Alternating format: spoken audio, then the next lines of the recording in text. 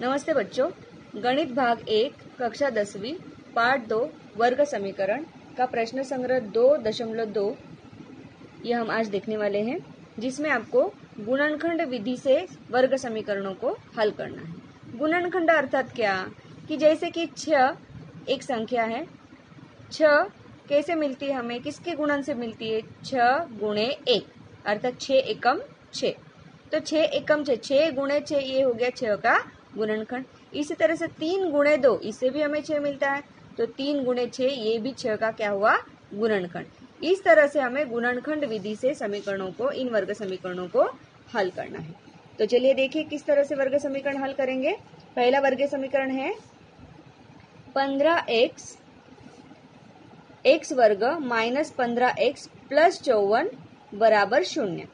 यहाँ पर देखिए x वर्ग ये पहला पद जो वर्ग पद है, दूसरा है माइनस 15x जो कि मध्यम पद है या मध्य पद है, तीसरा है प्लस 54 जो कि तीसरा या तृतीय पद है। तो हम क्या करेंगे, ये जो तृतीय पद है इसके हम 2 भाग करेंगे। अब देखिए जैसे कि मैंने ऊपर बताया, यहाँ पर हमें 54 यह संख्या 18 गुणे 3 इसके गुणनखंड से भी इसके गुणे से भी मिलती है और 9 गुणे 6 इसके गुणे से भी मिलती है। तो हमें कौन सा चूज करना चाहिए, किसी हमें चुनना चाहिए कि जिससे हमें -15 यह मध्य पद मिले। देखिए अगर 18 गुणे 3 करे तो भी हमें 54 मिलता है, लेकिन 15 मिलने के लिए हमें 18 को माइनस चिन्ह देना होगा और 3 को प्लस चिन्ह देना होगा। तो हमें 18 में से 3 माइनस हो गया, हमें मिला -15। परंतु अगर हम 18 गुणे 3 करते हैं, देखिए इसका जो है इसका योगफल या घटाव बीच वाले यानी कि मध्यम पद जितना होना चाहिए और इनका गुणनफल जो है वो प्लस 54 आना चाहिए। अभी इसका गुणनफल करके देखते हैं। 18 गुणे 3 54 हुआ, लेकिन -18 गुणे प्लस 3 होता है -54। तो हमें -54 नहीं चाहिए, हमें क्या चाहिए? प्लस 54। तो हम ये दोनों नहीं ले सकते।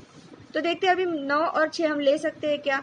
यदि हम 9 को माइनस चिन्ह दे और 6 को भी माइनस चिन्ह दे तो -9 -6 होता है -15। उसी तरह से -9 गुणे -6 अगर हम करेंगे तो हमें मिलता है प्लस 54। अर्थात जो हमें संख्या चाहिए वो पद हमें मिलता है। तो हमें -9 और -6 ये 2 पद यहाँ मध्य पद की जगह पे हम लिख सकते हैं। चलो देखिए वापस एक बार क्या लिखना है हमें मध्य पद की जगह, -9 और -6। तो देखिए इसे कैसे हल करेंगे। x वर्ग माइनस 15x की जगह पे हमें लिखना है -9x माइनस 6x प्लस 54 बराबर 0। ठीक है। अब यहाँ पर हमें 2 समूह मिलते हैं, जैसे x वर्ग -9x का एक समूह और -6x प्लस 54 का एक समूह। इसमें से हमें कुछ पदों को कॉमन अर्थात सामान्य करके ब्रैकेट के अर्थात कोष्टक के बाहर निकालना है। देखिए x वर्ग -9x, इसमें हम x इस पद को बाहर निकालेंगे। क्यों x को बाहर निकालेंगे? क्योंकि यहाँ पे 2 पद है, एक x वर्ग वाला पद, दूसरा 9x वाला पद। यहाँ पर इधर पहले पद में भी x है और दूसरे पद में भी x है। यहाँ पर x वर्ग है परंतु दूसरे में वर्ग नहीं है, तो हम x पद यहाँ पर कॉमन लेंगे। यहाँ पर पहले पद में x वर्ग अर्थात x गुणे x, इसमें से एक x को बाहर निकाला तो अंदर बचेगा x, फिर माइनस, और इस दूसरे पद में से हम x बाहर निकाल रहे तो अंदर बचेगा 9। ठीक है। इसके बाद हम बाहर निकालेंगे -6। -6 बाहर निकाला। क्यों -6 बाहर निकालेंगे? क्योंकि देखिए ये पहला पद है 6x अर्थात -6 गुणे x और दूसरा पद है 54 अर्थात -9 गुणे -6 बराबर। अर्थात दूसरे पद में भी -6 है, पहले पद में भी -6 है, तो मैंने -6 को बाहर निकाला तो अंदर कोष्टक में क्या बचेगा? x, फिर इधर क्या बचा? -9 गुणे -6 में से -6 मैंने बाहर निकाला तो क्या बचा? -9 बराबर 0। अब आपको शंका होगी कि यहाँ पे प्लस चिन्ह है तो माइनस इधर कैसे आ गया? तो क्योंकि प्लस 54 यह संख्या हमने पहले बताया है, प्लस 54 यह संख्या -9 और -6 के गुणन से 1 ही है, इसलिए यहाँ पर प्लस चिन्ह क्या हो गया, निकल गया। और -9 गुणे -6 में से -6 हमने कॉमन निकाला, अंदर बचा -9।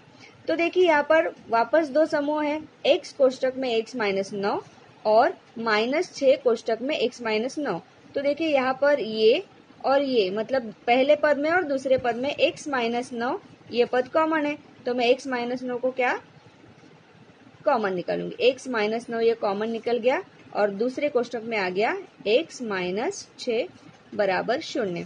अर्थात यह पद और यह पद इन दोनों में कोई चिन्ह नहीं, मतलब गुणे का चिन्ह। जब दो कोष्टकों में कोई चिन्ह नहीं होता, इसका मतलब इन दोनों में गुणे का चिन्ह। अर्थात ये कोष्टक और ये कोष्टक, इनका गुणा अगर 0 है तो गुणन के नियम अनुसार किन्हीं दो संख्याओं का अगर गुणन 0 है तो उन दो संख्याओं में से एक संख्या 0 हो सकती है या दोनों संख्याएं 0 हो सकती है। तो इस नियम अनुसार या तो ये पद 0 है या फिर ये पद 0 है। तो x -9 बराबर 0 अथवा x -6 बराबर 0। तो यहाँ पर इस 9 का करेंगे पक्षांतर, 9 दूसरे पक्ष में अर्थात 0 के पक्ष में जाएगा, यहाँ पे माइनस है, उधर जाएगा तो प्लस हो जाएगा x और इधर बचेगा केवल x बराबर 9। हाँ, आप +9 भी लिख सकते हैं और प्लस अगर नहीं लिखना है तो भी चलेगा। हाँ, और इस तरह यहाँ पर 6 का पक्षांतर होगा तो यहाँ पे बचेगा x और 6 दूसरे पक्ष में जाएगा, माइनस का हो गया प्लस। तो वर्ग समीकरण का हल यहाँ पर मैं यहाँ लिख रही हूँ, देखिए यहाँ पे वर्ग समीकरण का हल बराबर क्या हल आया हमारे पास, 9 और 6। ठीक है, चलो दूसरा वर्ग समीकरण देखते हैं। x वर्ग प्लस x माइनस 20 बराबर 0। जैसे कि पहले बताया मैंने, ये प्रथम पद, ये मध्य पद और ये तीसरा पद। तो नियम अनुसार तीसरा पद मैंने यहाँ पे लिखा है और उसके 2 भाग करेंगे, लेकिन इनका जोड़ या घटाव ये बीच वाले पद, यानी कि बीच वाला पद क्या है x, लेकिन x का गुणांक हमें लेना। x का गुणांक यहाँ पे दिखाई नहीं दे रहा, मतलब है नहीं, तो 1 है। कितना है, 1 है। तो जो भी 2 पद हमें मिलेंगे या जो हम लेंगे उनका जोड़ या घटाव 1 + 1 होना चाहिए और उनका गुणनफल -20 होना चाहिए। तो ऐसे पद कौन से हैं, 4 × 5, 4 × 5 = 20। ठीक है, अगर हम इन दोनों में से, देखिए यहाँ पर बीच में हमको प्लस चिन्ह चाहिए, तो बड़ी संख्या को हम प्लस चिन्ह लगाते, छोटी संख्या को हम माइनस चिन्ह लगाते। हाँ, अभी बड़ी संख्या को प्लस चिन्ह क्यों लगाया, क्योंकि ये जो मध्य पद है, इस मध्य पद का जो चिन्ह है वो हमेशा बड़ी संख्या को लगेगा, क्योंकि हम जोड़ या घटाव करके हमें मध्य पद मिलता है। तो 4 × 5, 4 × 5 हो गया 20 और 4 × 5, क्योंकि 4 को माइनस चिन्ह है, इसको प्लस चिन्ह है, तो इनका गुणा आता है -20। हाँ, -4 × +20 बराबर -20 और 5 में से 4 घटाया जाए तो उत्तर आता है 1। अर्थात ये दोनों योग्य संख्याएं हैं। तो ये जो 2 संख्या ये हमें मध्य पद की जगह लिखना है। इस तरह से देखिए, x वर्ग, हाँ पहले आप 4 भी लिख सकते हैं, 5 भी लिख सकते हैं, +5x -4x -20 बराबर 0। जैसे कि मैंने पहले बताया, यहाँ पर ये 2 समूह है, देखिए यहाँ पर ये समूह है और ये समूह है। इन दोनों समूह में से हमको एक एक पद बाहर निकालना है, कॉमन निकालना है। तो देखिए पहला x वर्ग है और इधर 5x है, तो मैं x कॉमन ले रही हूँ। हाँ, तो यहाँ पे x वर्ग अर्थात x गुणे x, तो उसमें से एक x बचा, +5 और x है तो यहाँ पर 5 बचा, क्योंकि x मैंने कॉमन निकाला है। फिर -4 कॉमन निकालेंगे और दूसरा जो पद है, ये पद 2 संख्याओं के गुणन से बना है, -4 और +5, क्योंकि मैं -4 यहाँ पे बाहर निकाल रही हूँ, तो अंदर क्या बचेगा, अंदर बचेगा +5। हाँ, पहले पद में बचा x और दूसरा पद बचा +5 बराबर 0। अब देखिए वापस 2 समूह मिले, ये पहला समूह है और ये दूसरा समूह है। पहले समूह में और दूसरे समूह में देखिए x + 5 ये पद कॉमन है, तो x + 5 ये एक बार लिखा और दूसरा पद आएगा यहाँ पे दूसरे कोष्टक में x - 4 बराबर 0। हाँ, तो यहाँ पर ये 2 संख्या, ये जो 2 कोष्टक है इनका गुणा 0 है, अर्थात x +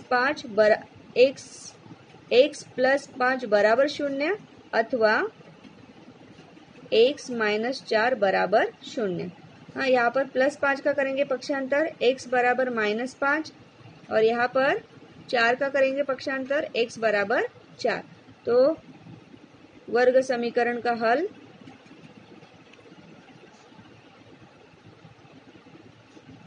-5 और 4। ठीक है, चलो हम तीसरा प्रश्न देखेंगे। यहाँ पर तीसरा प्रश्न है 2y वर्ग प्लस 27y प्लस 13 बराबर 0।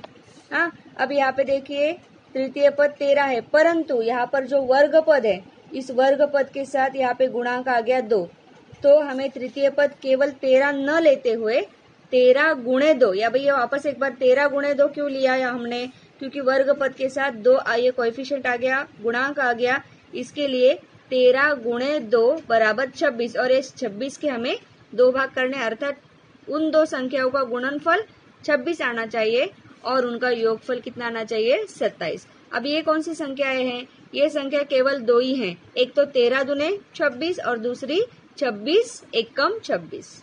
तो हम 26 एकम 26 लेंगे, क्योंकि 13 और 2 इनका योगफल कभी भी 27 नहीं हो सकता।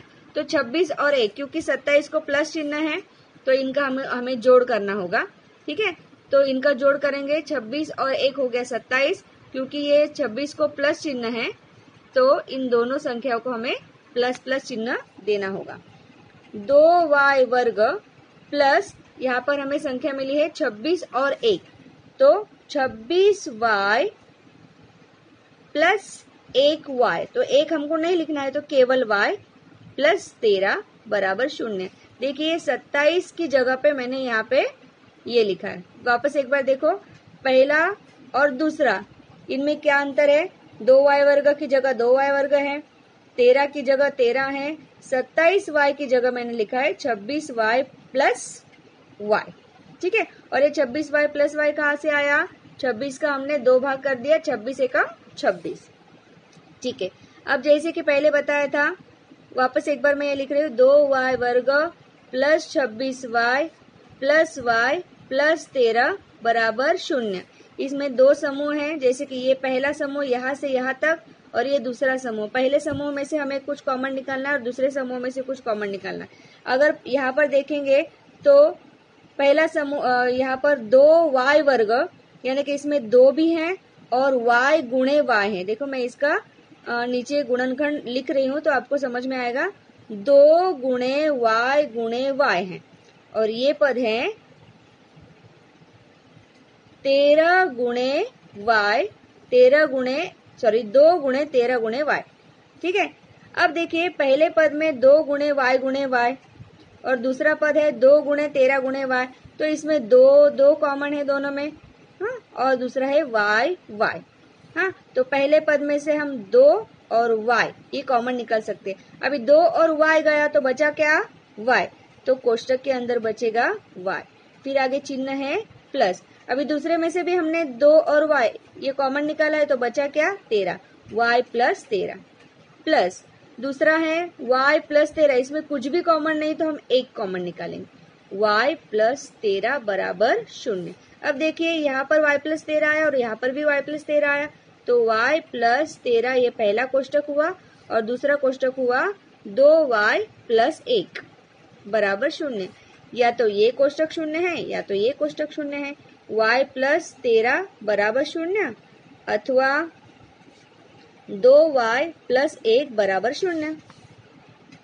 तो इसमें हम 13 का करेंगे पक्षांतर, तो y बराबर हो गया -13, क्योंकि 13 प्लस है, आगे जाएगा बराबर चिन्ह की दूसरी तरफ, तो -13 हो जाएगा। यहाँ पर 2y बराबर इस 1 का पक्षांतर होगा -1 हो जाएगा। अभी 2 यहाँ पर है तो y बराबर -1 बटे 2। बटे क्यों आया, क्योंकि 2 और y में गुणा है, दूसरे पक्ष में जाएगा भाग में जाएगा। तो वर्ग समीकरण का हल हमें मिल गया है यहाँ पर। तो उत्तर लिखेंगे, वर्ग समीकरण का हल क्या आया, हल कोष्टक में लिखें -13 और दूसरा आया -1/2। ठीक है, तो इस तरह से वर्ग समीकरण गुणनखंड विधि से हल किया जाता है। आप ये अच्छी तरह से समझे। धन्यवाद।